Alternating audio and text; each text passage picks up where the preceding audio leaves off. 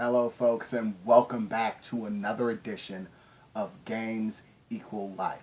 And here on this edition of Games Equal Life, I'm going to be talking about a card game, specifically Magic the Gathering. How do you play? Well, I'm going to break it down very simply for you so everybody can understand, and I'm not going to make it real complicated. So just stay tuned and listen up because I'm going to break it all down for you. It all begins and ends with your land cards, which are basically the element that your deck is based off of. Normally, people have either a split deck using two elements or a pure deck, which is a single element, and all the creatures that are in that deck revolve around that element. The elements differ from light to swamp to darkness and various other types of elements. Now, the elemental cards are basically they're basically like magic points that you play during your turn, and once per turn, each card can be used once in order to take a certain action. Now, if you have a monster, in order to summon monsters or use magic cards, you have to tap these resource cards, these land cards. Now, say you're a light type deck. You need to summon a monster, and you have to, and it says it requires 3 mana in order to do it. Then you flip over 3 of those magic cards in order to summon that monster. Or if you have a magic card, an equip card that you have to attach to a monster, and it says it requires 2, then you flip over those 2 cards and they become useless for the rest of the turn.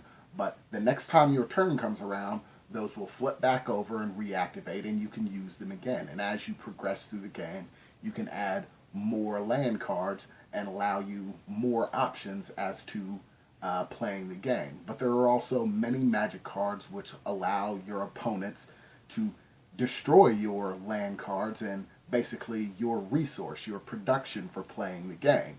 But you can include those cards in your game too. Now, just like everything else, the monster's attacks rely also on this magic. You have to tap magics in order to make an attack or use special abilities that the monsters have. And that's basically the game, folks. Being able to lay out the land and or magic cards and then tap those cards as a resource in order to play the game, whether it be summoning monsters or using magic cards or using magic cards or equip cards for those monsters. And that's basically how you play. If you know this basic concept, you can play the game. The rest is just learning the individual special effects of the magic cards and monsters that you'll gather throughout the game. Some have many effects, whether they be good or bad, and a lot of them will have things that cut both ways, things that are good for you and things that are bad for you. And it tends to be the more powerful they are, the more of a drawback is necessary in order to use them or play them. So, with all this extra knowledge at your disposal, I hope that you in your Magic the Gathering campaign can progress and fulfill your gaming desires in this card game. Until the next time, this has been me on Games Equal Life. Please comment, like, subscribe.